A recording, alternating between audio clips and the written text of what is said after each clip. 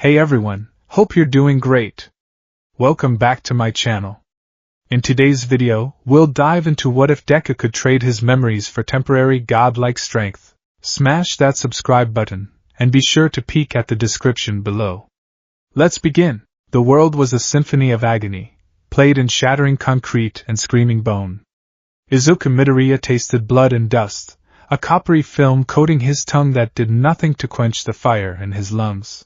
His legs were a ruin, twisted at angles that anatomy never intended, the green lightning of one for all having flickered out, leaving behind only the searing, white-hot price of its use. He was useless.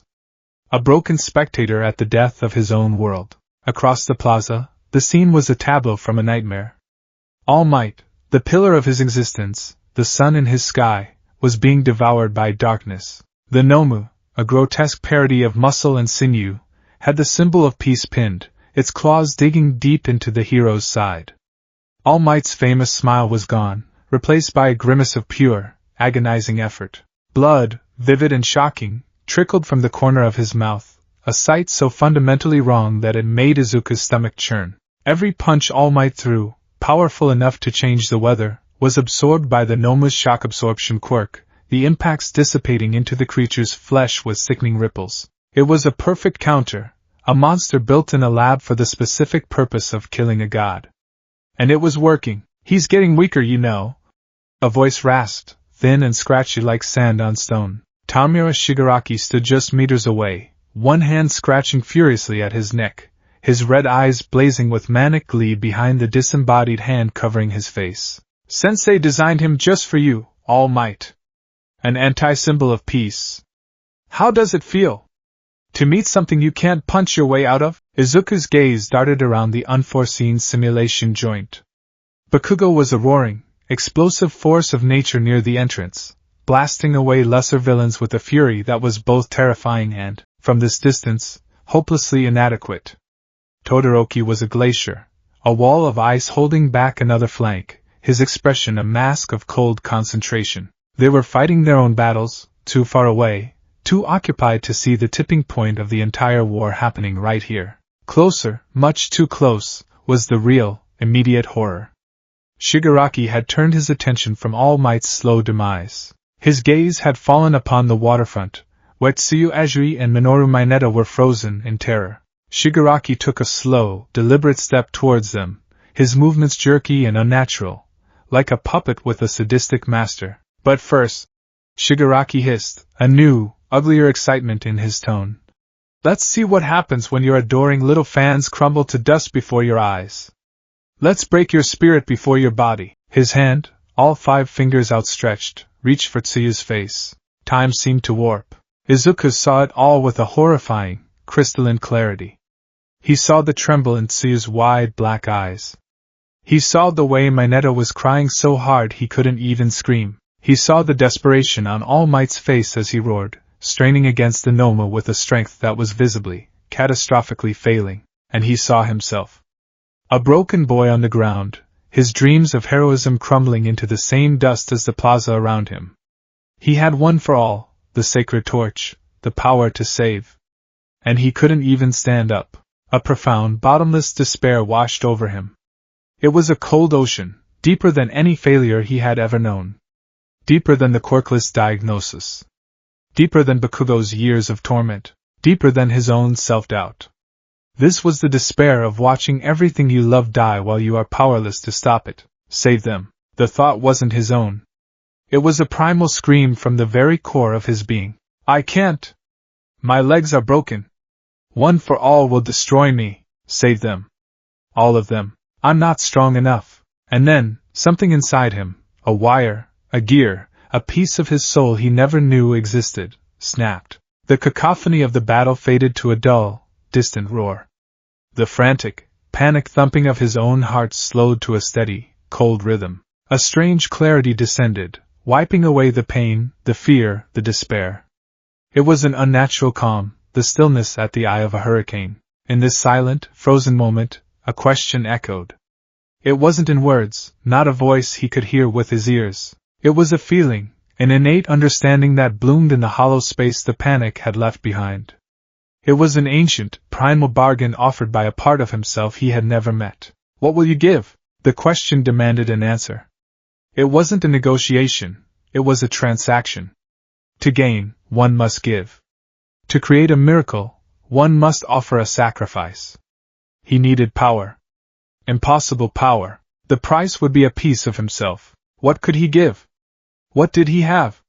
His mind, untethered from conscious thought, frantically searched its own archives, not for a strategy, but for a currency. It bypassed facts and figures, analysis and logic. It sought out emotion. Pure, potent, crystallized emotion, and it landed on a memory. He's 4 years old. The room is dark, save for the glow of the computer monitor playing that all-might video again and again. The doctor's words still hang in the air, a toxic cloud of finality. Quirkless, a death sentence for a dream. The chair swivels. His mother is there, her face a mess of tears and forced smiles. He points a trembling finger at the screen, at the grinning hero pulling people from a fire. Mom! Can I be a hero too? He's searching for hope. A life raft. But he sees the truth in her eyes before she even moves. She rushes forward, her arms wrapping around his tiny, shaking frame. She pulls him into a hug that feels like the whole world shielding him from a terrible storm. But her words aren't the ones he needs to hear. They are a torrent of guilt and grief. I'm sorry, Izuku! I'm so sorry! The memory was so vivid it was almost real. He could feel the desperate strength in her arms, the slight scratchiness of her sweater against his cheek. He could smell the faint, floral scent of her shampoo. He could feel the dampness of her tears soaking into his shirt, a hot, wet stain of shared sorrow.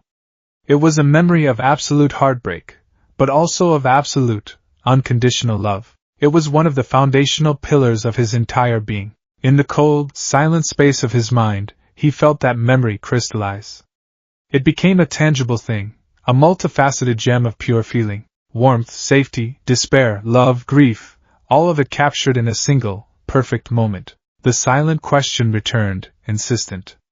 This? Will you give this? He didn't have time to understand, to consent, to weigh the consequences. He just needed to save them. Yes, the gem of memory, held in the focus of his new, cold consciousness, fractured. It didn't fade. It shattered into a million pieces of light, and then it was gone. The color, the warmth, the feeling, all of it bled out of his recollection, leaving behind a black and white photograph, a historical fact devoid of life. And reality shimmered. For a fraction of a second, the air itself became a weapon. It wasn't a punch or a kick. It was a silent, invisible wave of pure force that erupted from Izuku's prone body. It wasn't destructive like One for All. It was corrective. Shigaraki, his hand inches from Tsuyu's face, was flung backwards as if hit by a speeding train. He tumbled through the air, landing in a crumpled heap 20 meters away. His hand mask knocked askew, revealing a face of pure, unadulterated shock. The Nomu, which had been grinding all might into the stone floor, was simply blasted away. It flew sideways, untethered from its victim, and slammed into the far wall of the dome with enough force to crack the structure itself. It wasn't a punch that sent it flying. It was as if gravity itself had decided the creature belonged somewhere else. A flicker of that strange, corrective energy washed over Mr. Aizawa's broken form near the entrance. The change was subtle, almost unnoticeable. The unnatural angles of his limbs seemed to soften slightly, a sliver of the damage undone. It wasn't a healing, but an easing of the worst of the trauma. The entire event lasted less than 2 seconds. The tide of the battle hadn't just turned, it had been commanded by an unseen god to reverse its course. The silent, cold clarity in Izuku's mind vanished, replaced by a rushing, overwhelming blackness. The unnatural strength that had held his consciousness together dissolved. The last thing he registered before the world went dark was the sound of All Might, free from his captor, letting out a roar not of pain, but of triumphant fury. Then nothing. The first thing to return was a smell. Antiseptic. Sharp, clean, and vaguely medicinal. It was a scent Izuku was becoming far too familiar with. He groaned, a sound that felt like it was scraped from the bottom of a dry well. Young Midoriya? Can you hear me? The voice was thin, reedy, but it held the weight and authority of a mountain. Izuku forced his eyelids open. They felt heavy, glued shut with exhaustion. The world swam into focus, a blurry white ceiling solidifying above him. He was in a bed. A comfortable one. He turned his head, wincing at the pull in his neck. All Might was sitting in a chair beside him, but it wasn't the towering, muscular form of the hero. It was his skeletal, true form, Toshinori Yagi. He looked haggard, a deep exhaustion etched into the hollows of his face, but his blue eyes were shining with fierce pride and profound relief. "Welcome back, my boy," Toshinori said, a small, genuine smile gracing his lips. "You gave us all quite a scare, All Might." Izuku's voice was a croak. What happened? The villains? Shigaraki? Everyone is safe," Toshinori confirmed, his voice firm. "Your power surge, it changed everything. It gave me the opening I needed to put that Noma down for good." The other pros arrived moments later. Shigaraki and the warped villain escaped, but the rest were apprehended. The students are all safe. Aizawa-kun is stable. You did it, my boy. You saved us. Power surge. The words hung in the air. Izuku tried to remember. He remembered the pain, the despair, the Nomu on top of All Might. He remembered Shigaraki reaching for Tsuyu. And then, a blank, a fuzzy, indistinct moment of something. I don't remember it clearly, Izuku admitted, his brow furrowing. It didn't feel like one for all. It wasn't loud. There was no green lightning. Toshinori leaned forward, his expression thoughtful. One for all is a mysterious quirk, young Midoriya. It is a stockpile of power, but it is also a union of wills, a confluence of the vestiges of its past users. Perhaps, in your moment of absolute desperation, you tapped into something deeper, a dormant aspect of the quirk that even I don't understand. A defensive mechanism, maybe. A miracle born from the combined will of all of us to protect others. It was a plausible explanation. A comforting one. It made sense that a quirk so unique would have secrets yet to be discovered. Izuku nodded slowly, accepting it. It was better than having no explanation at all. Your legs are still badly damaged, Toshinori continued, his gaze softening with concern. Recovery Girl has done what she can, but you'll need surgery and extensive rehabilitation. You pushed yourself far, far too hard. But you are alive. And so is everyone else. That is the victory. The door to the infirmary creaked open, and a shock of red, spiky hair poked through, followed by a concerned face. Midoriya! You're awake! Eijiro Kirishima exclaimed, stepping inside, followed closely by a pale but resolute Ochiko Uraraka. We were so worried! Uraraka said, her hands clasped in front of her. Her usual bright energy was tempered by a deep-seated relief. The teachers told us what happened. That blast of power! It was insane! You were incredible, Deku-kun, so manly! Kirishima added, pumping a fist. You were completely down, and then bam! Villains flying everywhere! It was like something out of a comic book. Their praise felt distant. They were describing a feat of heroism performed by someone else. He smiled, a weak, tired expression that he hoped looked genuine. Thanks, guys. I'm just glad you're all okay. Uraraka's expression softened. We were all so scared. Seeing All Might pinned like that, and Shigaraki going after Tsuchan. Her voice trembled slightly. I don't think I've ever been that terrified in my life. Fear. Yes, he should have been terrified. Izuku searched his own memory, trying to connect with the feeling Uraraka was describing. He remembered the facts of the situation, the danger, the stakes, his own injuries. He could logically deduce that he must have been terrified, but the emotion itself, the cold grip of fear in his gut, the frantic pulse of adrenaline, it felt muted, like an echo in an empty hall. He dismissed it. Shock, probably. His body was still processing the trauma. To ground himself, to find an emotional anchor, his mind drifted back, searching for a similar moment of profound, soul-shaking feeling. His thoughts, for some reason, landed on that day, the day of his quirkless diagnosis. He remembered the darkness, the despair.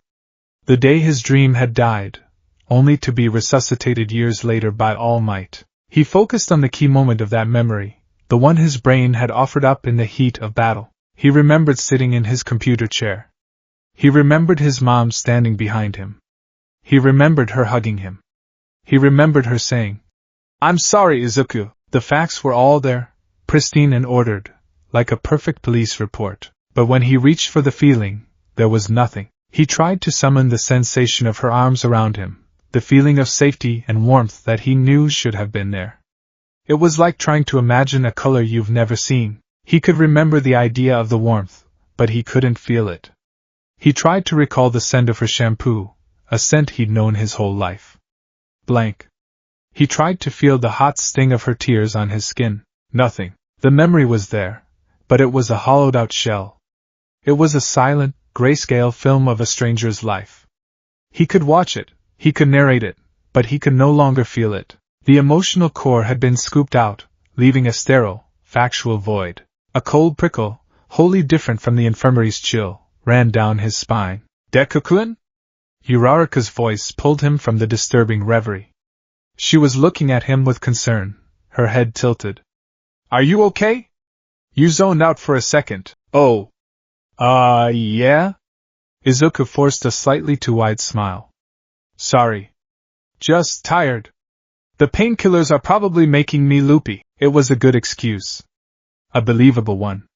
Tashinori, Uraraka, and Kirishima all accepted it with sympathetic nods. They stayed for a few more minutes, recounting the end of the battle, praising his mysterious power, before a nurse shooed them out, insisting he needed absolute rest. Tashinori was the last to leave. He paused at the door, turning back to look at his successor. "Get some rest, my boy," he said, his voice soft. "You've earned it. You have proven, beyond any doubt, that you have the heart of a true hero." Izuku watched him go, the words echoing in the quiet room. The heart of a true hero. He was a hero. He had won. They had all survived because of what he did. It was an unmitigated victory. So why did he feel like he had just suffered an immeasurable loss? Later, when the infirmary was dark and silent, save for the quiet, rhythmic beep of the heart monitor beside his bed, the unease returned. It festered in the quiet, a creeping dread that no amount of rationalization could fully dispel. Trauma does strange things to the mind. Adrenaline can cause memory gaps. The brain protects itself from overwhelming experiences. He repeated these logical, comforting truths to himself like a mantra. But they felt thin, unsatisfying. The power surge. It hadn't felt like one for all. Ofa was a storm of energy he wrestled with, a wild horse he was struggling to tame. It was green lightning and shattering bones, a sensation of being filled to bursting with untamed power. The event at the USJ had been different. It was silent. Cold. It wasn't a sensation of being filled with something, but of being emptied. A strange, horrifying vacuum had opened inside him for a split second, and in its place, reality had bent to his will. He closed his eyes, concentrating again on the memory of his mother's hug. The image was clear in his mind's eye. A small, dark-haired boy being embraced by his mother. He saw the scene from an outside perspective now, as if he were a ghost in the room. He could see the boy's trembling shoulders. He could see the mother's anguished face. He knew, with an unshakable certainty that chilled him to the bone, that the boy in the memory was him. He knew that the love and pain in that hug had been a cornerstone of his childhood, a moment that had shaped his deep-seated desire to make his mother smile, to prove her tears wrong. But now, looking at it, he felt nothing. No connection. No empathy for the crying child. It was just a fact. A data point in the story of Izuku Midoriya. Item 1, diagnosed quirkless. Item 2, mother apologized and hugged him. Item 3, felt despair. The third item was no longer true. He didn't feel the despair from that moment. He only remembered that he had felt it. The emotional truth of the memory had been deleted. A cold sweat broke out on his forehead. Could it be? Could the price of that miracle, the source of that impossible power, have been the memory itself? The very feeling of it? Was that the transaction? He had needed the strength to save everyone, and in that desperate moment, his subconscious had paid for it with one of the purest, most potent emotional memories he possessed. The idea was insane. It was the stuff of dark fantasy novels, not real life. Quirks were extensions of the body, biological phenomena. They didn't consume pieces of your soul, did they? He lay there in the sterile darkness, the steady beep of the monitor counting off the seconds. He had saved All Might. He had saved his friends. He was a hero. It was a victory, clean and absolute. But a small, essential piece of the boy named Izuku Midoriya had been carved out of him in the process. It was a wound no one else could see, a loss no one else would ever mourn. He felt its absence like a phantom limb, a hollow ache where something vital used to be. The seed of a terrible, terrifying dread was planted in the core of his being.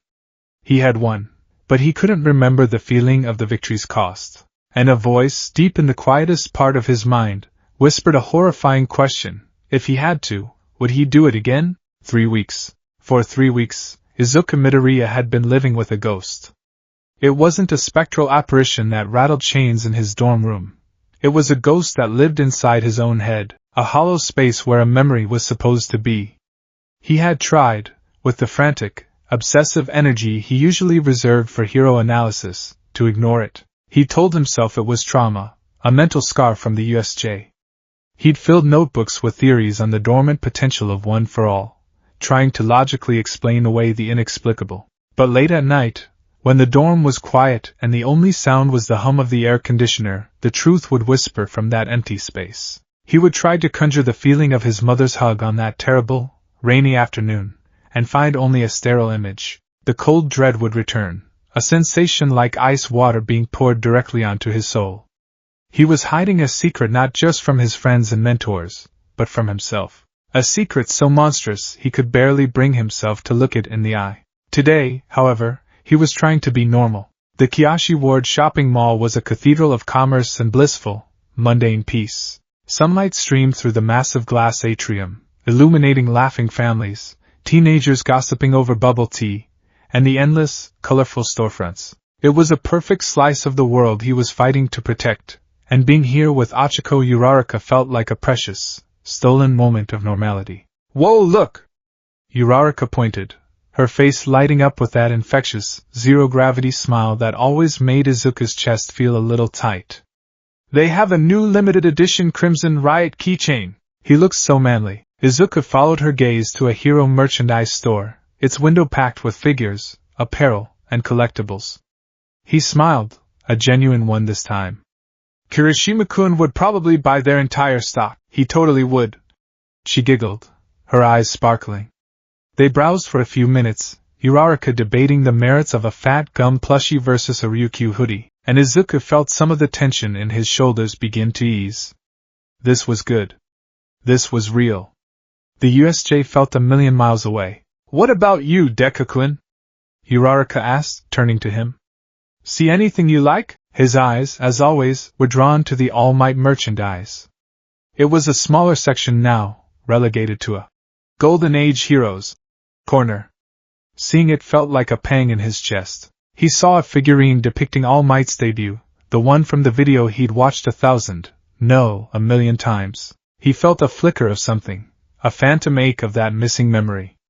The USJ incident had been born of his desire to save All Might, fueled by a lifetime of adoration. He knew this as a fact. But the raw, burning passion he once felt when looking at the hero's image was dimmer. The roaring fire of his fandom had been reduced to warm, pleasant embers. It was still there, but muted, a filter placed over his own heart. He must have looked sad, because Uraraka's expression softened. "It's still weird not seeing him on the news every day, huh?" "Yeah," Izuku said, the word coming out quieter than he intended. "It is, but he's still the greatest," she said, her voice full of unwavering loyalty. "And you're going to be too." She gave him a light, encouraging punch on the arm. "After what you did at the USJ, you have that same kind of miracle power in you." Izuku's stomach twisted into a cold knot. Miracle power. She had no idea how right she was. Or how terribly wrong. He forced a shaky smile.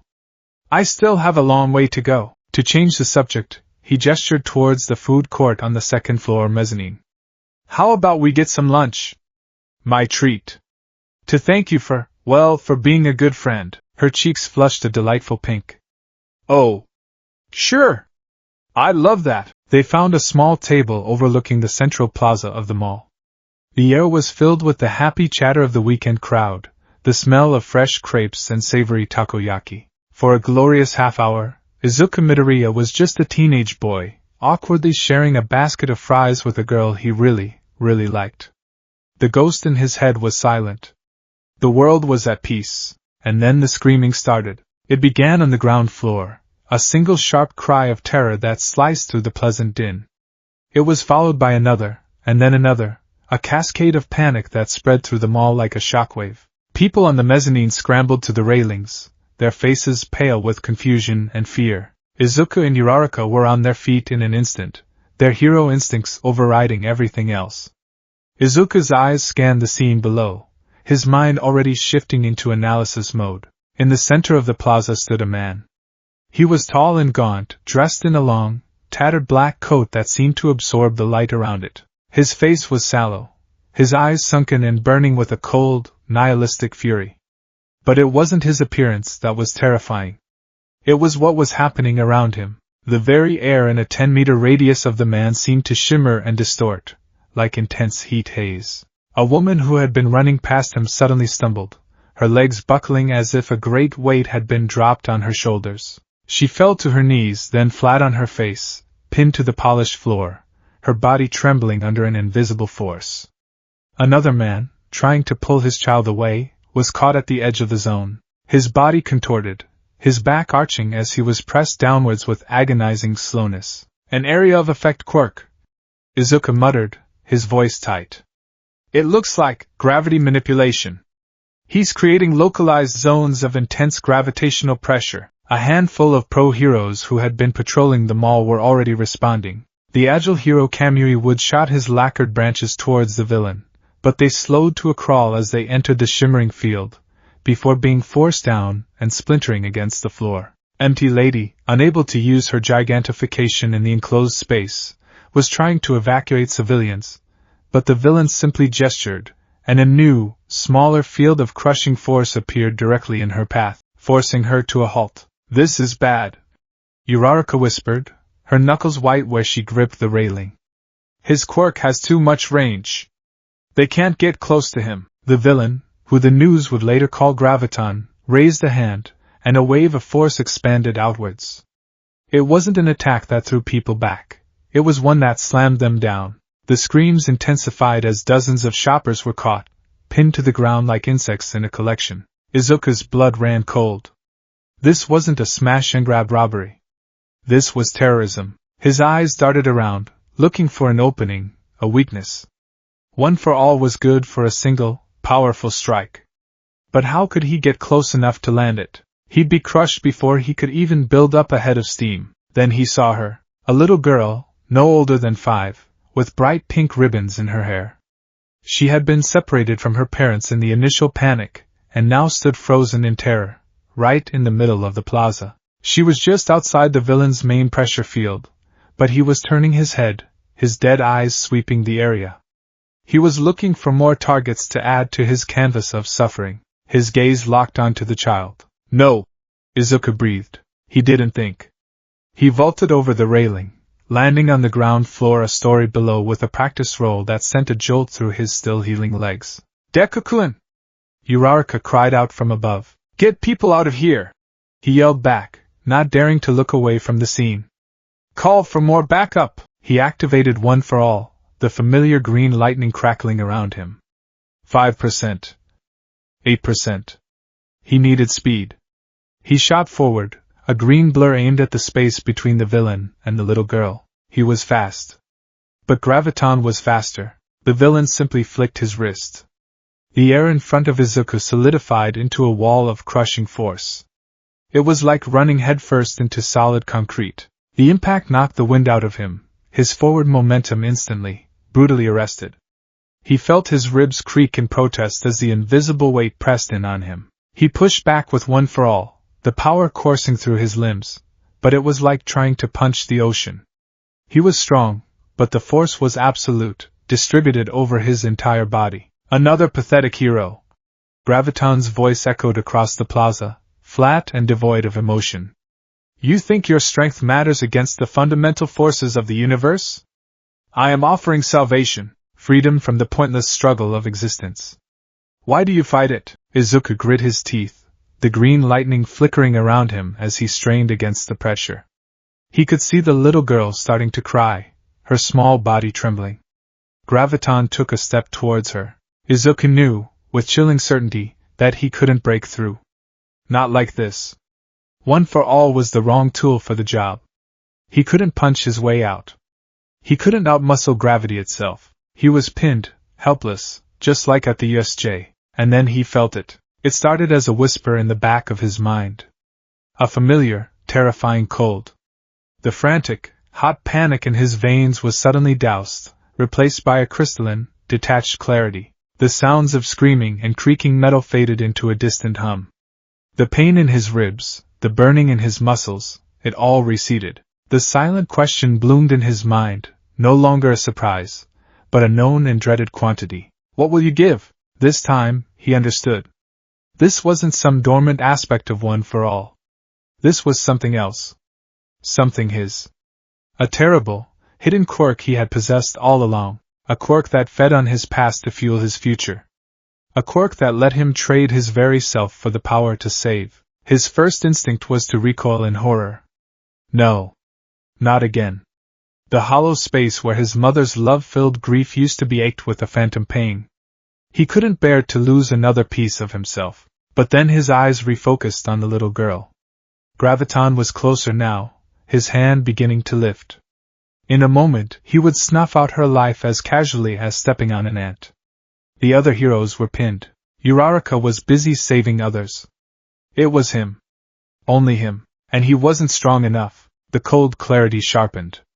The silent bargain became an imperative. It wasn't a choice between using the power or not. It was a choice between using it, or watching a child die. And for Izuku Midoriya, that was never a choice. Okay, he thought, the decision settling in his stomach like a block of ice. Okay. But I choose the price. A small one. He was terrified.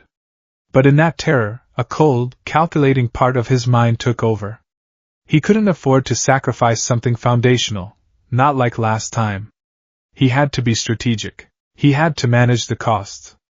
He mentally scrolled through his own life, viewing his most cherished memories not as precious moments, but as a list of assets, of currency to be spent. The thought was so monstrous it almost made him retch, but the sight of the villain's shadow falling over the crying girl pushed him forward. He needed a memory of triumph. Of power. A memory that could fuel a miracle. But a small one. A manageable one. His mind landed on it. The beach. Months of back-breaking labor. The sun rising over a mountain of junk that was now completely, impossibly gone.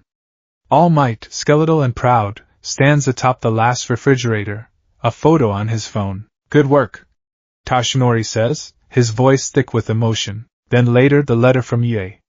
The small projector clattering onto his desk. All Might's booming voice filling his bedroom. You passed! The screen shows his score, 1 villain point, 60 rescue points. He hadn't just passed. He had soared. Tears streamed down his face, not of sadness, but of pure, unadulterated joy. His mother stands at the door, her own eyes welling up, her hand over her mouth. The years of doubt, of bullying, of feeling worthless, all of it washed away in a single, tidal wave of validation. He wasn't a quirkless loser anymore. He was going to UA. He was going to be a hero. All Might's face on the screen, beaming with a pride that felt more real and more important than anything in the world. Welcome, young Midoriya. This is your Hero Academy. The memory was a sunburst in his mind. The feeling of it was a potent cocktail of relief, joy, triumph, and overwhelming, soul-deep validation. It was the moment his life had truly begun, a perfect, powerful sacrifice. Not as core as his mother's love, perhaps, but a cornerstone of his entire journey. In the cold, clear space of his consciousness, he focused on that sunburst of feeling. He felt it crystallize, just as before, into a brilliant, shining gem of pure emotion. He held it up to the silent, waiting void. Take it, he offered. Just save her. The gem of memory didn't just shatter. It sublimated. The brilliant warmth, the tears of joy, the earth-shattering relief, the pride in All Might's smile, it all dissolved into nothingness, leaving behind only the cold, hard facts of the event. And for 30 seconds, Izuku Midoriya became a god. The crushing gravity field vanished as if it had never existed. But Izuku didn't just stand up. He moved. Time didn't slow down. His perception accelerated to an impossible degree. He saw everything. Not just the physical world, but the unseen forces underpinning it. He saw Graviton's quirk not as a shimmering field, but as a complex network of invisible tethers, anchored to the villain's own bioenergy, and latched onto the space around him. He saw the subtle fluctuations, the nodes of concentration, the weak points in the system. He didn't use one for all. He didn't need to. His first movement was a blur of motion so smooth and precise it was utterly inhuman. He didn't run towards the little girl. He simply appeared beside her, his hand gently shielding her eyes. His second movement was towards the villain. Graviton, his face a mask of disbelief at the sudden failure of his quirk, tried to reactivate it, focusing all his power on Izuku. Izuku saw the tethers of gravity converging on him. He didn't brace for impact. He simply raised his hand, his fingers moving in a delicate, intricate pattern, and tapped 3 specific points in the air in front of him. It wasn't a strike. It was a surgical severing. He wasn't fighting the force. He was cutting its strings. The gravity field collapsed, not just around him, but everywhere. The civilians pinned to the ground were suddenly released, gasping for air. The pro-heroes stumbled forward, freed from their invisible restraints. Graviton stared, his sallow face now ashen with terror. What are you? Izuku didn't answer. He took one final, fluid step forward, closing the distance between them in an instant. His hand shot out, not in a punch, but with his fingers aimed at a point on the villain's collarbone. He tapped it. A single, gentle tap, but the tap was infused with that impossible, corrective energy. It sent a pinpoint vibration through the villain's body, directly into the organ that controlled his quirk. The complex network of energy inside Graviton short-circuited. His power didn't just turn off, it was dismantled at its source. The villain crumpled to the ground, unconscious, his quirk completely neutralized. The entire sequence, from Izuku getting to his feet to the villain collapsing, had taken less than 5 seconds, and then the power faded. The godlike perception snapped shut, and Izuku was violently shoved back into his own body. The pain in his ribs returned with a vengeance. Exhaustion hit him like a physical blow, and he staggered, catching himself on a nearby bench. The 30 seconds of divinity had drained him more than any OFA smash ever had. The silence in the mall was broken by a collective, shaky gasp, followed by an eruption of relieved sobs and then, applause. The other heroes, Kamui Woods and Empty Lady, were rushing forward, securing the villain and checking on the civilians. Uraraka was suddenly there, her face a whirlwind of awe, terror, and overwhelming relief. Deku-kun! Are you okay? What was that? You just walked through his quirk. And then you just touched him. She grabbed his arm, her touch grounding him. That was even more amazing than the USJ. It was like you knew exactly what to do. It reminds me of the entrance exam, when you took out that giant zero-pointer. That same kind of impossible, heroic moment, the entrance exam. The words hit him like a physical blow. She was trying to connect with him, to share in a moment of triumph by linking it to a past one. He searched his mind for the corresponding feeling. He remembered the exam. He remembered the 60 rescue points. He remembered All Might's words. They were facts, stored in a neat, orderly file in his brain. But the joy, the validation, the feeling of his entire world changing in an instant, it was gone. He looked at Uraraka's shining, excited face, and he felt a terrifying, glacial disconnect. He knew he should be feeling a rush of pride.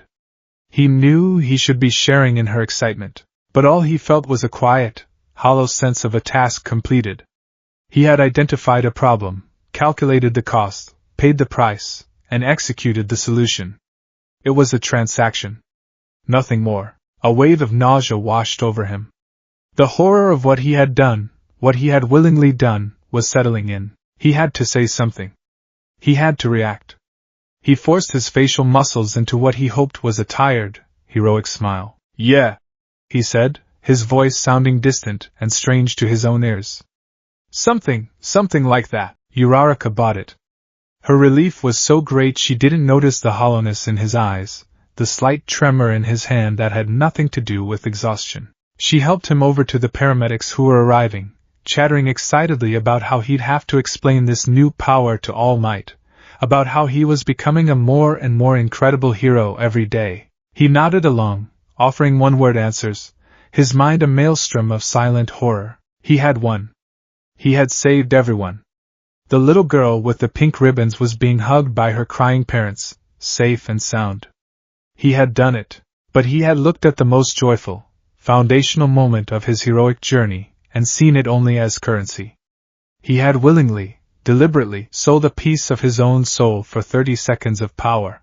And the worst part, the part that made him feel like a true monster, was the chilling, undeniable thought that echoed in the deepest, darkest corner of his mind. It had worked perfectly.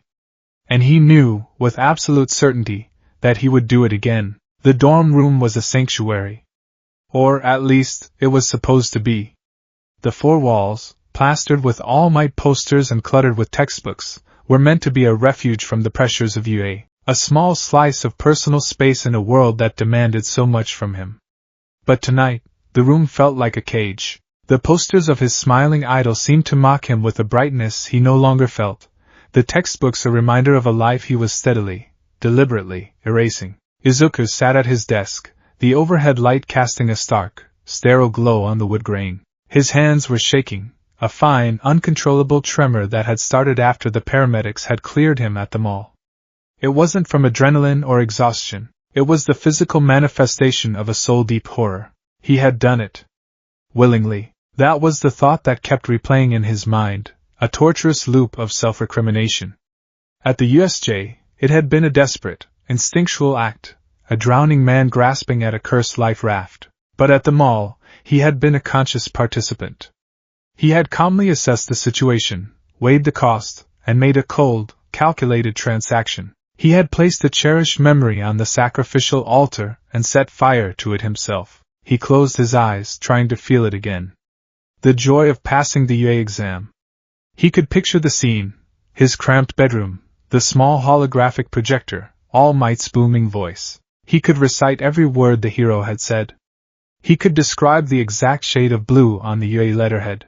But when he reached for the emotion, the tidal wave of relief, the explosive joy, the earth-shattering validation that had been the fuel for his first steps into this new life, there was only a void, a silent, empty crater where a sun used to be. The tremors in his hands grew worse. He pressed his palms flat against the cool surface of his desk, trying to still them, but the shaking just traveled up his arms. He was coming apart at the seams. This power, it was the ultimate cheat code for heroism. It was anathema to everything All Might had taught him. One for All was about pushing the body, building strength through hard work, and earning every victory with sweat and broken bones. This other quirk, this secret, nameless horror, was about deletion. It wasn't creation, it was erasure. It didn't build him up, it hollowed him out. He couldn't tell anyone. The thought was immediate and absolute. What would he even say? He imagined telling All Might. The hero's already gaunt face would collapse, his eyes, which always held such pride for his successor, would fill with a mixture of terror and pity. "My boy, what have you done?" He would be benched, studied, treated like a lab experiment, or a ticking time bomb. All Might had entrusted him with the sacred torch of One for All, and he had secretly been using a monstrous, soul-eating power on the side. The shame of it was a physical weight on his shoulders. He imagined telling Uraraka. Her bright, kind eyes would widen in horror.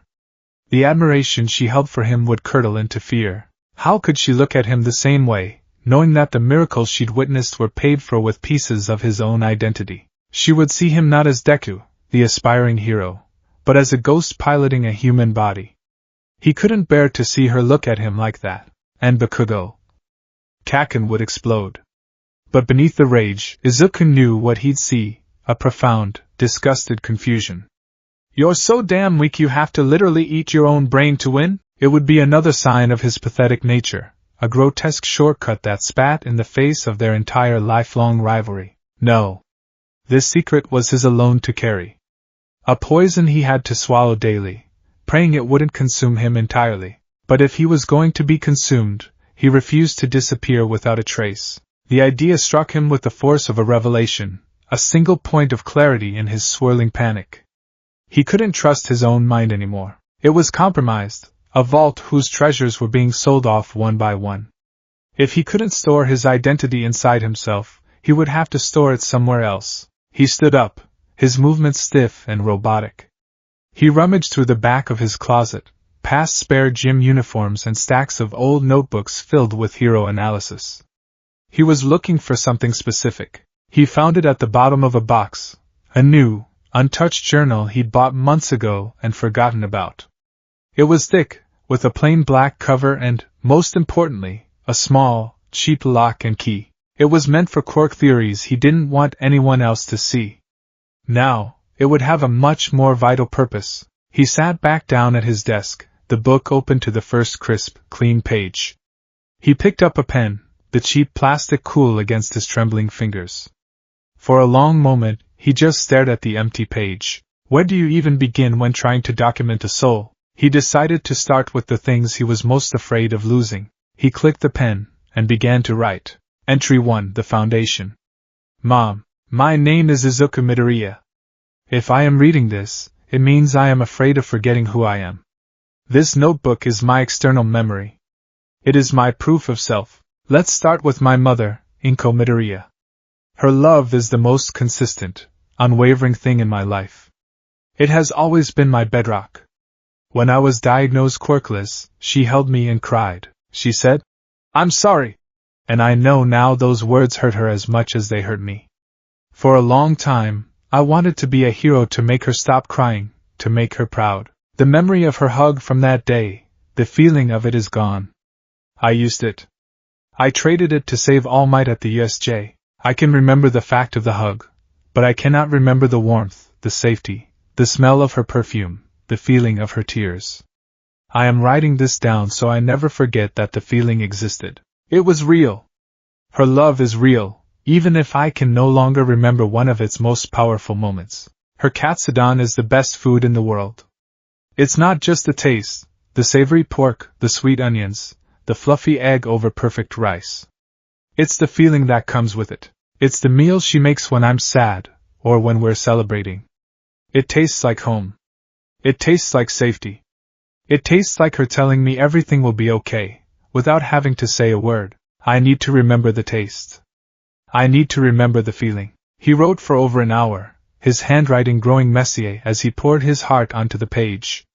He wrote about his admiration for All Might, not just the heroics, but the man, Tashinori Yagi. He described the gut-wrenching moment on the rooftop, the overwhelming despair, and then the tidal wave of hope when All Might told him he could be a hero. He tried to capture the feeling of the wind, the smell of the city, the way the hero's words had single-handedly rebuilt his entire world. He wrote about Uraraka.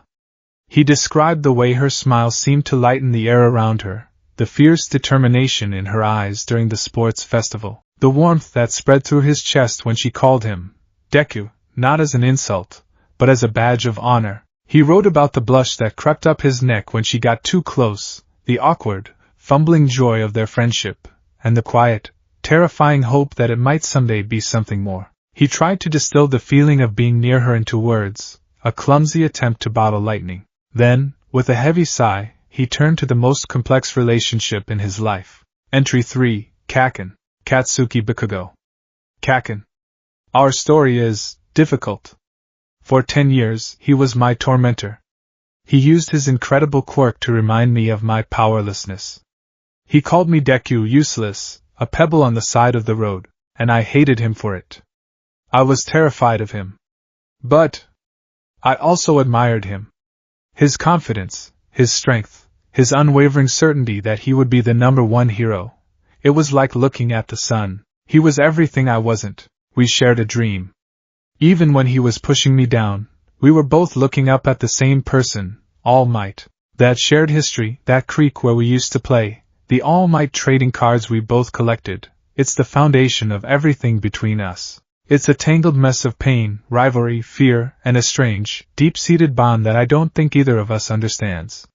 He is my rival, but he is also my oldest something.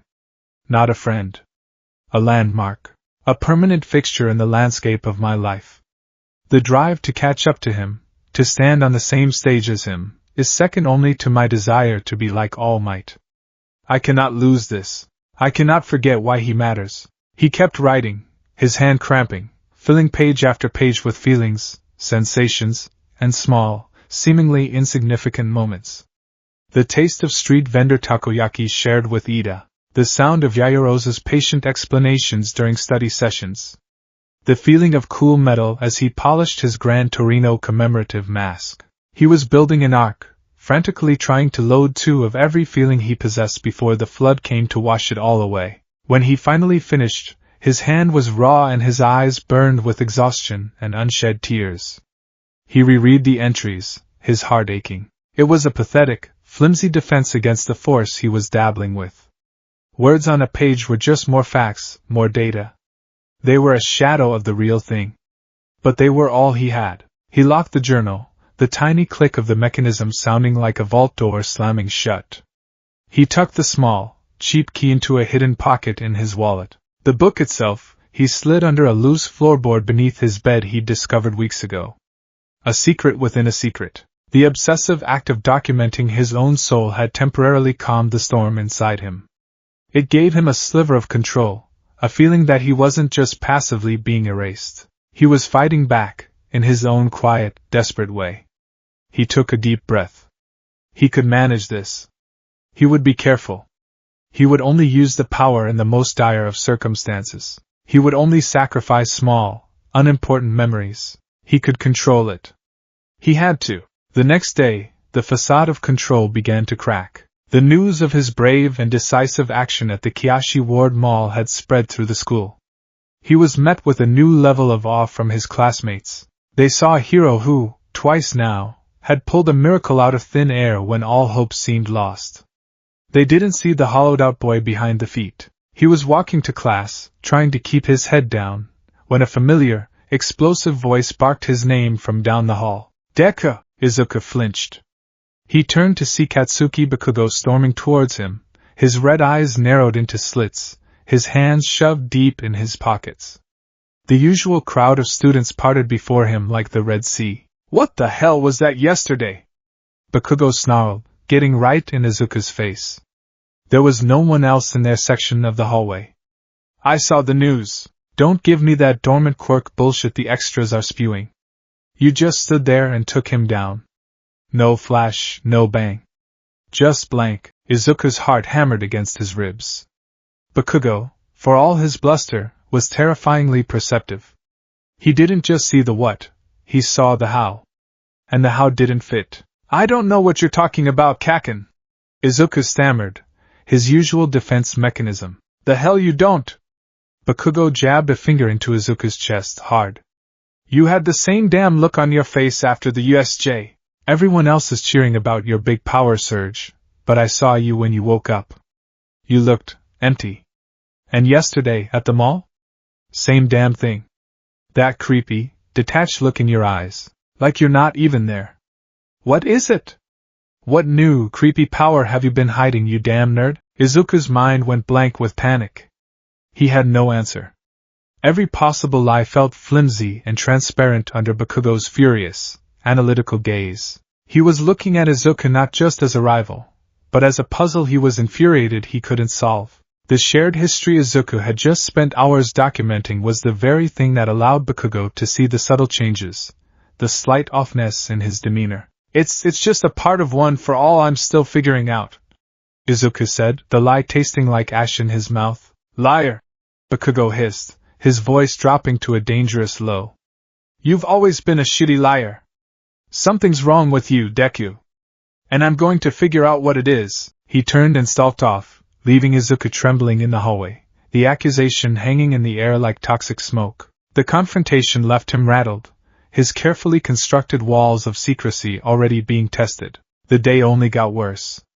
In the class common room that evening, a group of them were gathered, supposedly studying, but mostly just relaxing. Mina Ashido, ever the cheerful instigator, was recounting stories from their first week at UA. And remember that first combat training?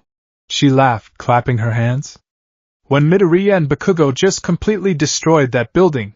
Ida was so mad about the property damage, his hands were chopping the air like crazy. Several classmates chuckled, remembering the scene.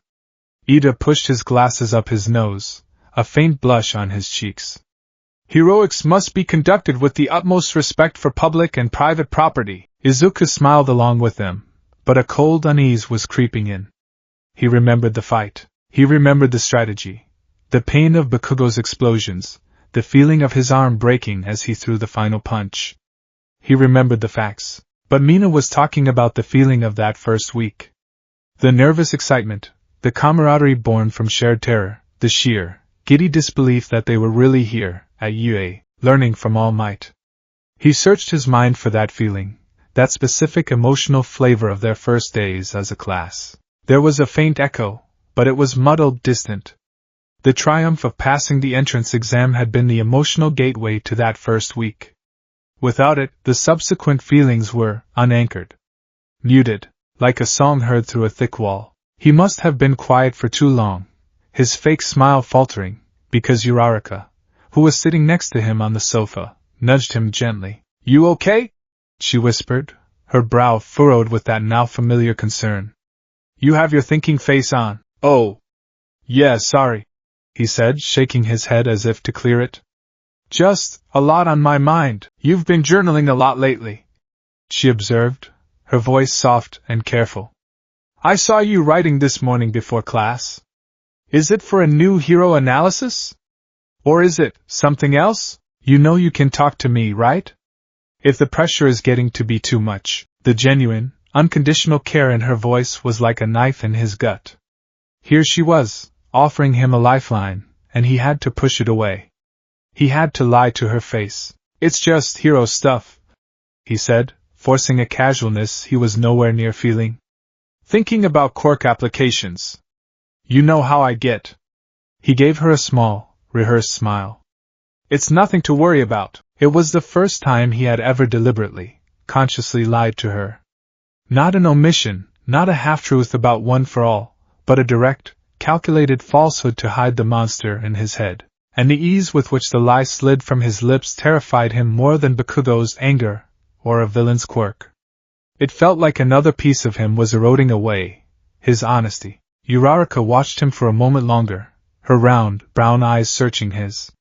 She didn't look convinced, but she let it go, turning back to the group conversation. But a small, invisible line had been drawn between them. He had created a distance that her zero-gravity quirk could never hope to cross. He felt utterly, terrifyingly alone.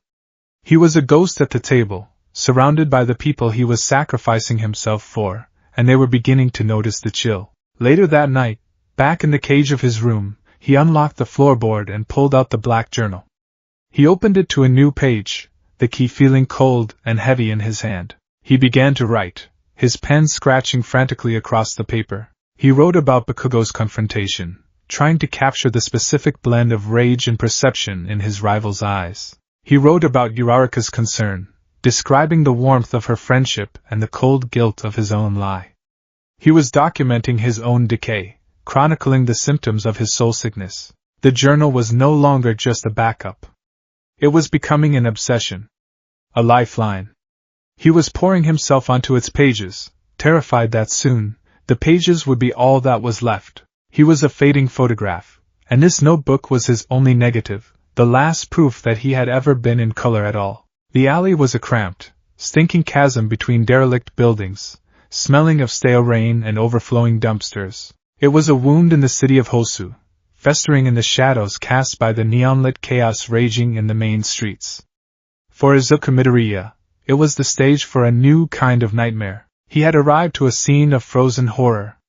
The pro-hero native was slumped against a brick wall, bleeding from a dozen shallow cuts, his body paralyzed. And Tenya Ida, his friend, his class president, the very model of heroic integrity, was on the ground, a gleaming sword blade pressed against his shoulder. Towering over them was the man whose name had been whispered in hushed, fearful tones on the news for weeks, the hero killer, Stain. The man was a terrifying visage of ragged red cloth, writhing bandages, and a forest of blades strapped to his body.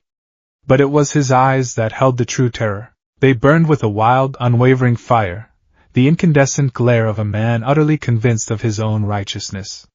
This wasn't a villain motivated by greed or malice. This was a zealot. "You are not a hero," Stain's voice rasped, a sound like a blade being sharpened on dry stone. "You are a fake. Motivated by personal vengeance. You have forgotten the meaning of the word." Ida, pinned and helpless, could only grit his teeth, tears of rage and shame streaming down his face. You crippled my brother! You will pay!" "He was weak," Stain declared, raising his katana. "As are you. And society must be purged of its fakes, so that the true heroes may shine." That was when Izuku had acted, a blast of 5% one for all, propelling him into a flying punch. It had been clumsy, telegraphed, but it had saved Ida's life, forcing Stain to dodge. Now the three of them were locked in a desperate, losing battle. Stain was a whirlwind of lethal grace. He moved with an economy of motion that was both mesmerizing and terrifying. Every feint, every parry, every slice was precise, calculated. He fought like a predator, his tongue darting out occasionally in a grotesque, reptilian gesture. Izuku, with his raw, explosive power, was a cudgel against the scalpel. He was landing glancing blows at best, while collecting a series of shallow, stinging cuts in return. And then Stain's blade had nicked his arm. The hero killer had lunged, his freakishly long tongue swiping across the blood. Instantly Izuku's body locked up. A creeping paralysis spread through his limbs, and he crashed to the grimy asphalt, a prisoner in his own body. He could only watch as Stain advanced on the injured Ida once more. "Two fakes," Stain mused, his bloody eyes gleaming. "Soon to be two corpses. It is a good night for a culling." Desperation, cold and sharp, pierced through Izuku's paralysis-induced fog. He was helpless again. He had failed. He had jumped in to save Ida, only to end up just as useless. The screams and explosions from the main street, where Endeavor and other heroes were fighting the Nomu, felt a world away. In this dark, forgotten alley, they were alone. And they were going to die. Then, a wave of fire and a sheet of ice erupted from the mouth of the alley. "Midoriya! Are you alright?" Shoto Todoroki slid into the alley on a ramp of his own ice, his expression a mask of cold fury. One side of him billowed with steam, the other frosted the air. He was a vision of elemental power, a stark contrast to the grimy, blood-soaked reality of their predicament. "Another one?" Stain's head cocked, intrigued. "The son of Endeavor. Let's see if the poison of the father has corrupted the son." What followed was a desperate, chaotic dance. Todoroki's power was immense, but Stain was preternaturally fast, dodging walls of ice and blasts of flame, using the cramped alley to his advantage. He weaved through the attacks, his blades flashing, trying to get close enough to draw blood. Izuku lay on the ground, his mind racing faster than his frozen body. He watched as Todoroki fought, his powerful quirk keeping the hero killer at bay, but only just. He saw Ida, struggling to move, his armor scarred, his spirit seemingly broken. He heard Stain's words echoing in his head. Fake heroes. True heroes. Purging society. This wasn't just a fight for survival. It was an ideological crucible. Stain wasn't just trying to kill them, he was judging them. He was a self-appointed arbiter of heroism, and in his eyes, they were all failing the test. Ida was driven by revenge. Todoroki, until recently, had been driven by spite for his father. And Izuku, what was he driven by? A burning, passionate dream. A dream fueled by All Might's validation on a rooftop. A dream to save everyone with a smile. But Stain's philosophy was a dark mirror to that dream. It took the concept of self-sacrifice, the noblest of heroic virtues, and twisted it into a doctrine of bloody purges. A true hero, in Stain's view, wasn't just someone who saved people. They were someone utterly selfless, devoid of personal desire, existing only for the sake of others. The thought sent a shiver of profound, terrifying recognition through Izuku.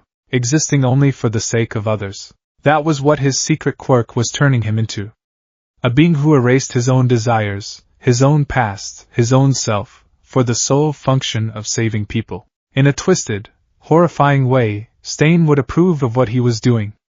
He was becoming the hero killer's ideal hero, and the thought made him sick to his stomach. "Your fire is hesitant!" Stain taunted Todoroki, parrying a blast of flame with the flat of his blade. "You rely only on the ice of your mother. You are half a man, held back by your own petty dramas. You are no hero!" Stain lunged, faster than Todoroki could react. He ducked under a wave of ice, his blade flashing towards Todoroki's exposed arm. There was no time. Todoroki couldn't dodge. Ida couldn't move. And Izuku was still paralyzed. Except, he wasn't. A faint tingling started in his fingers. The paralysis was wearing off. Stain had mentioned something about the time limit being related to blood type. His was the shortest duration. It wouldn't be fast enough. By the time he could fully move, Todoroki would be cut, paralyzed, and killed. In that split second, as Stain's blade sliced through the air, the world fell away. The grimy alley, the flashing lights, the roar of Endeavor's fire, it all faded into a distant, muffled hum. The hot terror in his chest was replaced by that now familiar, glacial calm. The question echoed in the silent chamber of his mind, patient and demanding. "What will you give?" He knew what he needed. This wasn't about a single, overwhelming burst of power like at the mall. This was more complex. He needed to save Todoroki. He needed to inspire Ida. He needed to defeat a man who was faster, more skilled, and ideologically unshakable. He didn't just need strength. He needed perfection. Perfect teamwork. Perfect intuition. Perfect timing. He needed a miracle of coordination. And a miracle of that magnitude required a significant price. His mind, now a cold and efficient ledger, flipped through its assets. What could he sacrifice? What memory was potent enough to fuel this? The fear of losing another piece of himself was a distant, secondary concern. The immediate, primary objective was survival. His thoughts snagged on a memory. The one he had just been contemplating. The very core of his heroic drive, the rooftop. The wind whipping his hair. All Might's skeletal form, his words a death sentence. "It's not wrong to dream. But you have to be realistic." The despair is a physical weight, crushing the air from his lungs. His dream is dead. He is nothing. But then, the sludge villain. Kaken trapped, his desperate, prideful eyes pleading for help. The heroes are standing back, waiting for the right quirk. No one is moving. And his legs, his useless, quirkless legs, start to run. He doesn't have a plan. He just moves. He throws his backpack, a futile, desperate act. And for a moment it works. It gives All Might the opening he needs, the shame he needs to push past his limits. Later, on a quiet side street, All Might appears in a cloud of steam. Izuku is expecting a lecture. Instead, he gets an apotheosis. The hero's voice, thick with emotion. "You moved before anyone else. You, a timid, quirkless boy. I saw the heart of a true hero in you." And then the words. The 6 words that restarted his heart, that remade his world, that breathed life into the corpse of his dream. "You can become a hero." The memory was the single most important moment of his life. It was more than a memory. It was his genesis. The feeling of it was a supernova of hope, redemption, and life-affirming validation. All Might hadn't just given him a quirk, he had given him permission to exist, to strive, to be. To sacrifice this wouldn't just be losing a memory. It would be fundamentally rewriting his own origin story. He saw Stain's blade, inches from Todoroki's arm. He saw Ida's face, etched with despair. He made the choice. This one, he offered to the void, his mind cold and resolute. Take it. The supernova of hope was held in his consciousness, a swirling galaxy of pure, potent emotion. And then, it was snuffed out. Not shattered, not faded. It was simply gone. Annihilated. And in the silent alley, a miracle occurred. The paralysis vanished from Izuku's body not a moment too soon, but the exact moment it was needed. He didn't just scramble to his feet. he exploded upwards, a green blur of 5% one for all, moving with a speed and precision that was utterly new. He didn't attack Stain. He shot past him, his arm hooking around Todoroki's waist, pulling him out of the sword's path with a millimeter to spare. The blade sliced through empty air. What? Stain grunted, thrown off balance by the sudden maneuver. Izuku didn't stop. In the same fluid motion, he propelled himself off the wall behind Todoroki, ricocheting back towards Stain. Todoroki, now! Left side! Aim for his feet! Todoroki, shocked but adaptable, didn't question it. He unleashed a torrent of fire, not a wide blast, but a concentrated jet aimed precisely where Izuku had indicated. The flames licked at Stain's ankles, forcing him to leap upwards onto the alley wall. Ida! Izuku yelled, his voice ringing with an unnatural authority. Your leg armor! Recipro burst. Not as an attack. A distraction. Aim for the wall above him. Ida, who had been watching in a stupor, was galvanized. The despair in his eyes was replaced by a flicker of his old, determined self. He obeyed without hesitation. His leg thrusters roared to life, and he kicked out, not at Stain, but at the crumbling brick wall above him.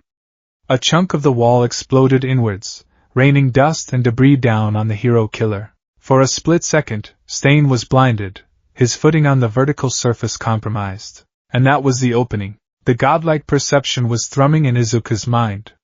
He saw everything. He saw the trajectory of every falling brick. He saw the subtle shift in Stain's weight as he tried to regain his balance. He saw the way Todoroki was already preparing a spear of ice. He saw the exact, perfect path to victory. For a minute, he became the ultimate strategist, a battlefield computer processing every variable in real time. He wasn't just fighting. He was conducting a symphony of violence. His commands were not suggestions. They were predestined steps in a dance that could only end one way. Todoroki, ice ramp, 30-degree angle, my position! Izuku barked as he landed. An ice ramp shot from the ground, meeting his feet perfectly. He ran up it, one for all crackling around him. Ida, when he lands, pin his right arm! Stain batted away the last of the debris, his furious eyes locking onto the ascending Izuku.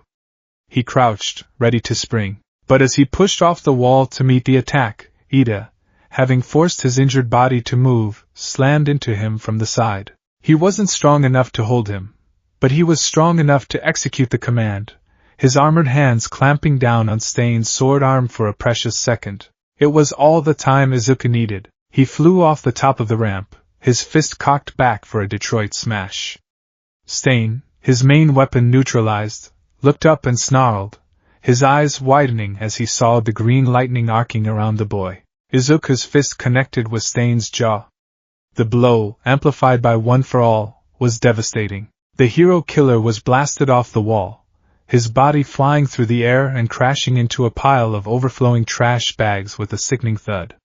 He lay still, unconscious. The silence that followed was deafening. The green lightning faded from Izuku's body.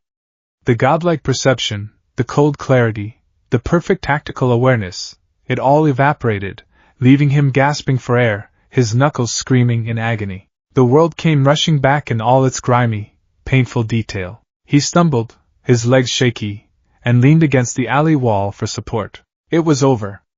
They had won. Todoroki was the first to speak, his voice laced with awe. Midoriya, how did you? He looked from Izuku to Ida, then to the unconscious form of Stain.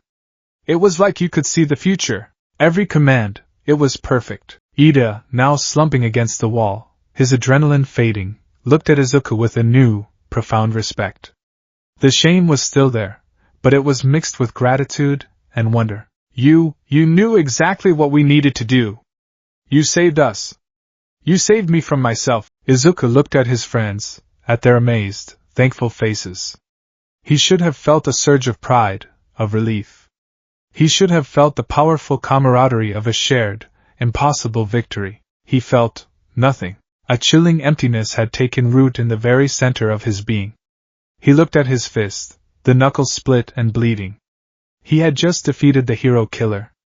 He had saved his friends. This was a monumental moment, but the why of it all felt suddenly, terrifyingly distant. He remembered his motivation as a series of logical points. Point A. I want to save people.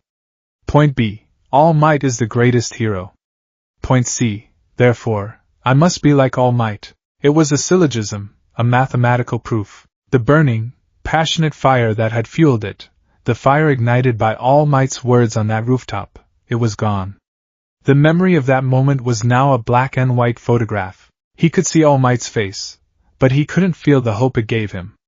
He could remember the words, "You can become a hero," but they were just words on a page, hollow and lifeless. They no longer resonated in his soul. His entire heroic drive had been subtly, fundamentally altered. Before, his dream had been a passionate, emotional quest. I want to be a hero because it's my heart's desire. Now, it was a cold, logical imperative. I must be a hero because that is my function. Todoroki took a step closer, his mismatched eyes studying Izuku's face with unsettling intensity.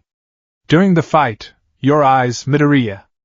I saw them when you were giving orders. They were cold, colder than my ice. He paused, searching for the right word. It was the same look you had at the sports festival when you were trying to get me to use my fire. That same, chilling efficiency. But this was different. More complete. Izuku couldn't meet his gaze. Todoroki had seen it. He had seen the ghost in the machine. The sound of heavy footsteps echoed from the mouth of the alley. A group of pro-heroes, led by the hulking form of Gran Torino, arrived on the scene. The old hero's eyes took in the scene, the 3 injured students, the unconscious villain, the general devastation. What in blazes happened here? Gran Torino demanded, his gaze falling on Izuku.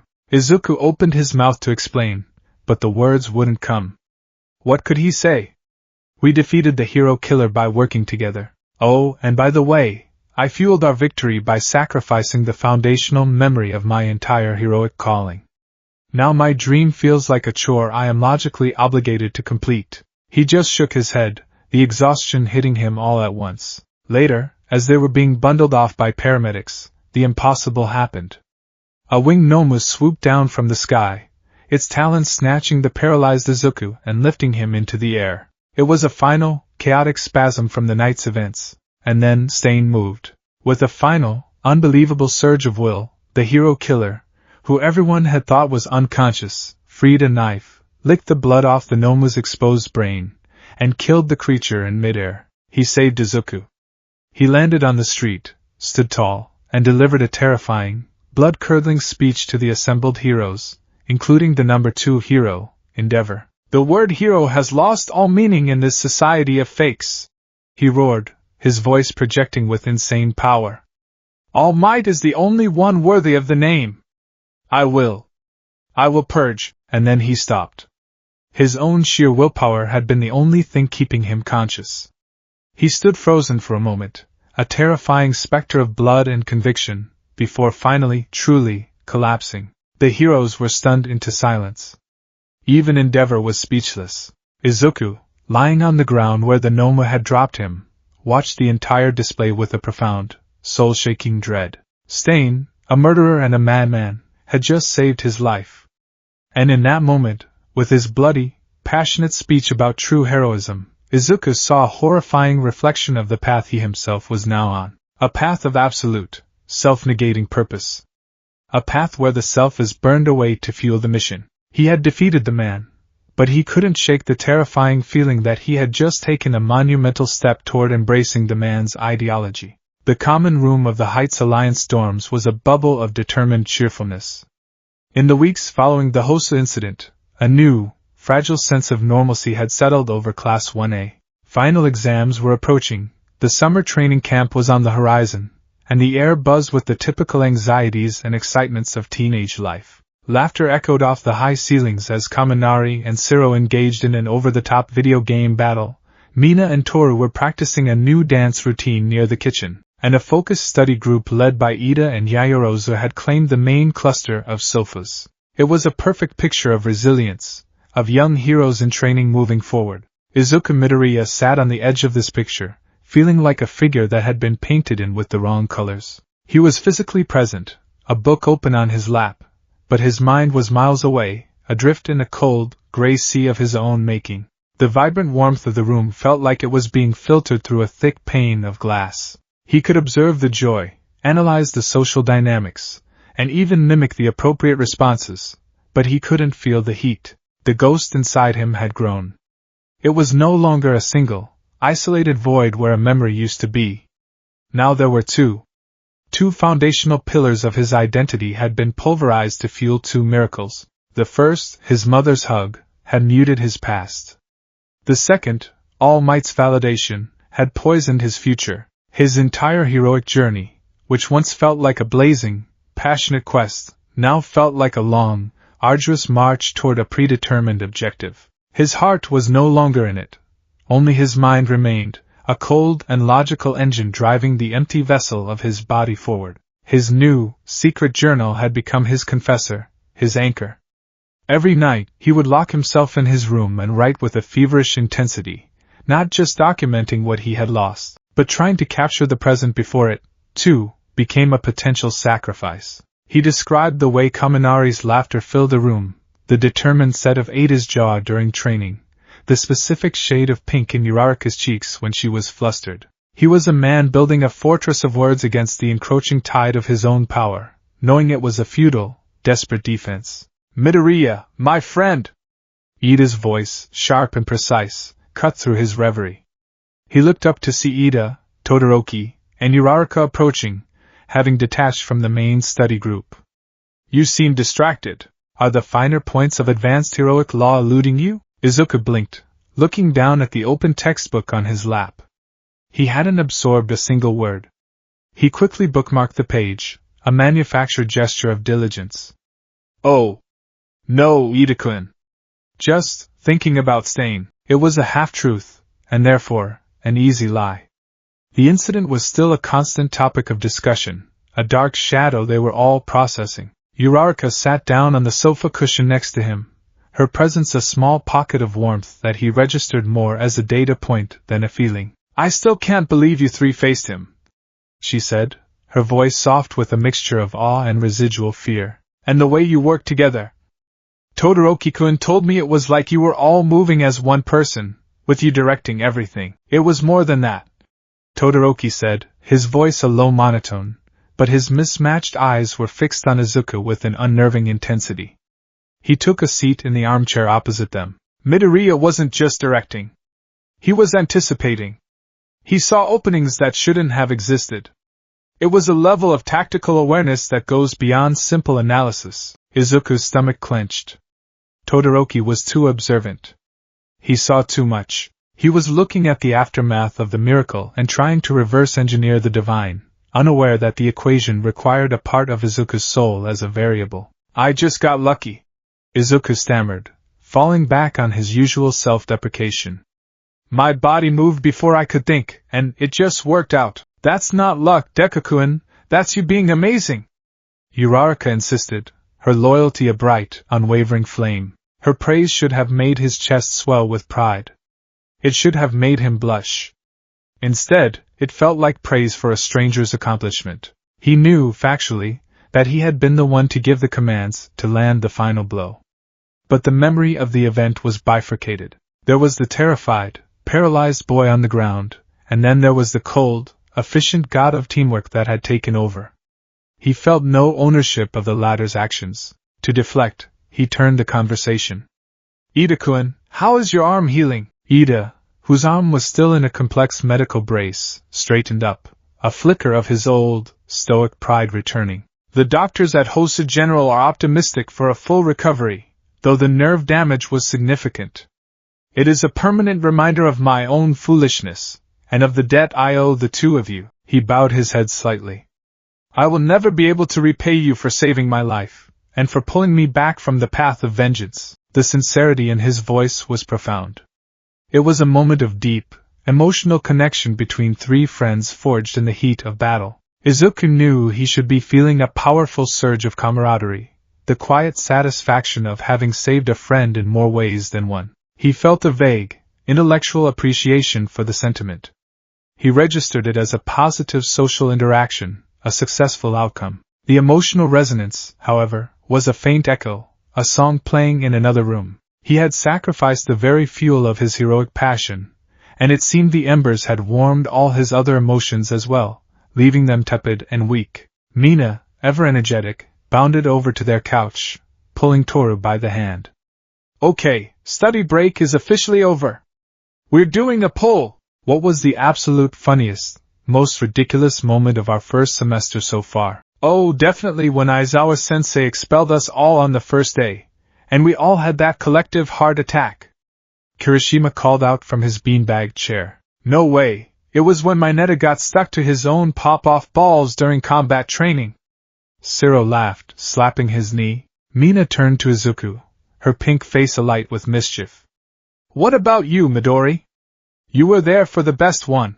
That first week, when Bakugo tried to use the cafeteria vending machine and it ate his money, and he got so mad he tried to blow it up, and Cementos had to encase his hands in concrete for an hour, a wave of laughter went through the room at the memory.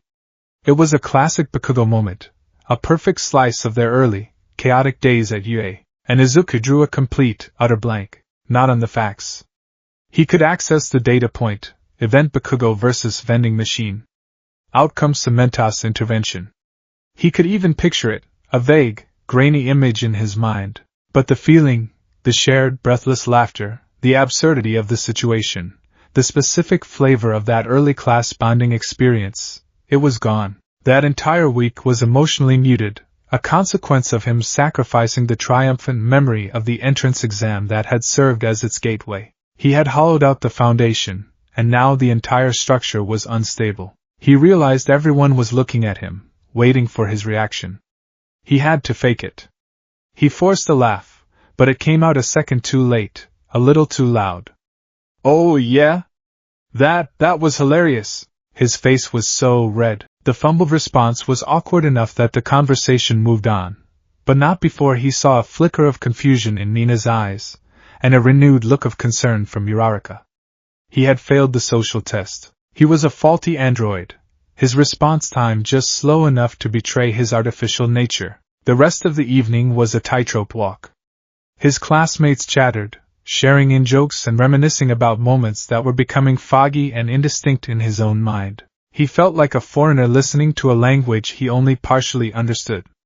He could pick out the words, but the nuance, the culture, the heart behind them, was lost on him. He was a ghost at their table, a phantom haunting the edges of their vibrant, living memories. The final, sharpest blow came later.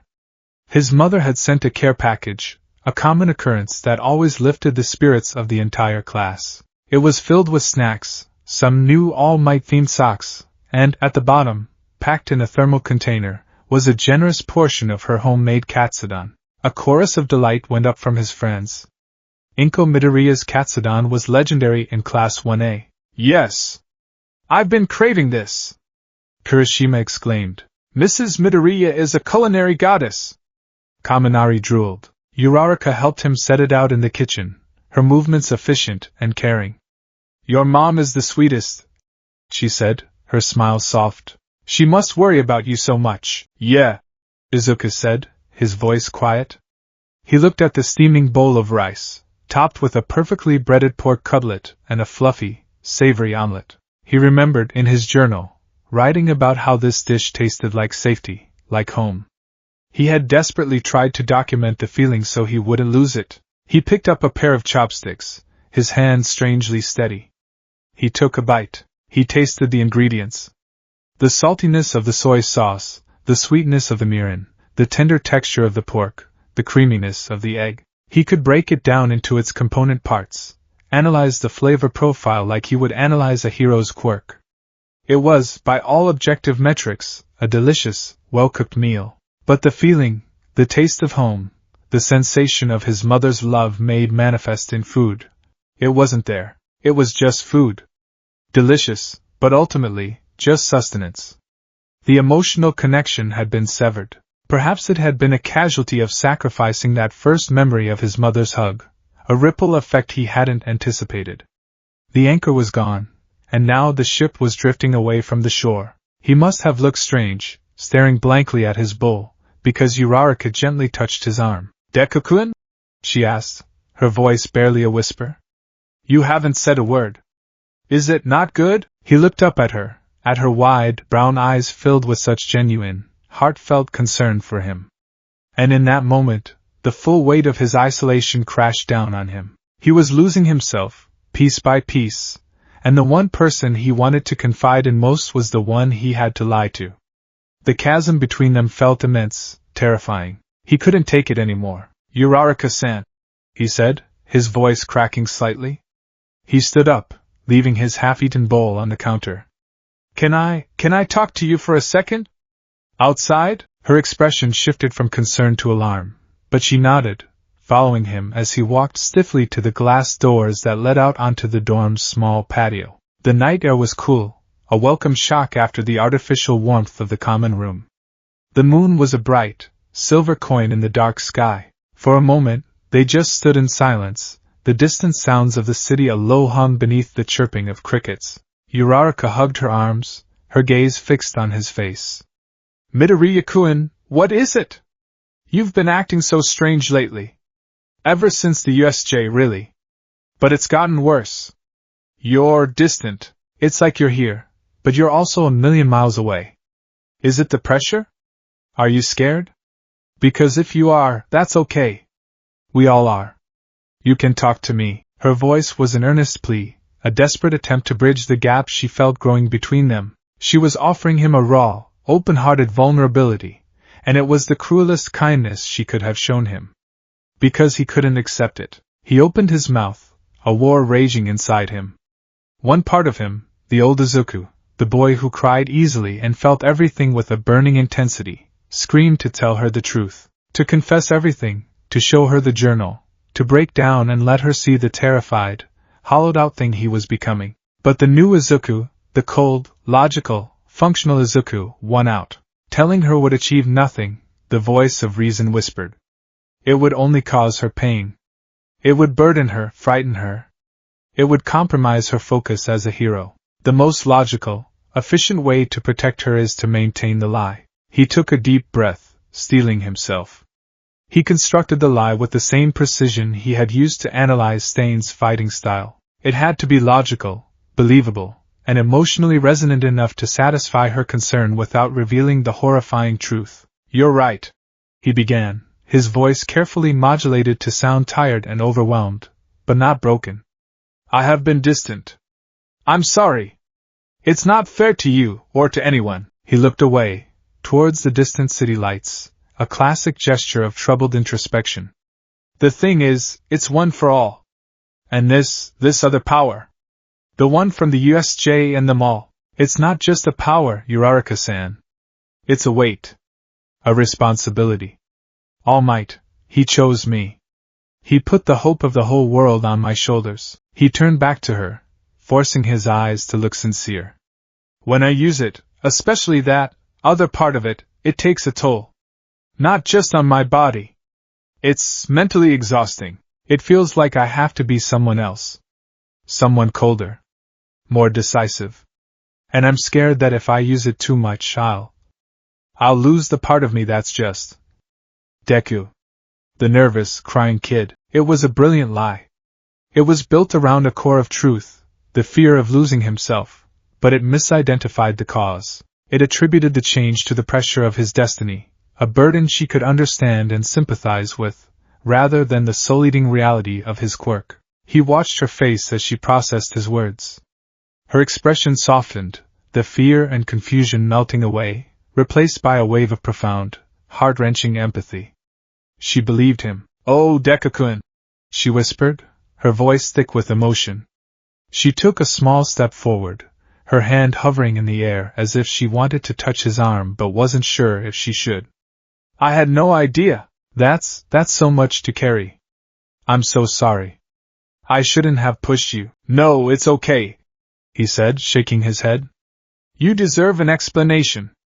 I've just been so focused on getting stronger, I haven't been a very good friend. Don't you ever say that, she said, her voice fierce with loyalty. You're the best friend I've ever had. And the greatest hero I know. She finally placed her hand on his arm, her touch warm and real. You don't have to be afraid of losing yourself. Because we're all here. Me, Deku, all of us. We know who you are. And we'll always be here to remind you, no matter how strong you get. Her words, meant to be a comfort, were a dagger in his heart. She was promising to remind him of a self that he was actively, deliberately destroying. She was offering to be the anchor for a ship he was setting on fire. He had succeeded. He had protected her from the truth. He had reinforced the lie. He had achieved his objective. But as he stood there, under the light of the moon, with the hand of the girl he cared for more than anyone resting on his arm, he had never felt so completely and utterly alone. He was a ghost, and he had just convinced the person closest to him that the cold spot she felt in the room was just a draft, nothing to worry about. The ease with which he'd done it was the most terrifying part of all. It was another sign that the old Izuku, the honest, empathetic, crying boy, was fading away, and the cold, calculating stranger was taking his place.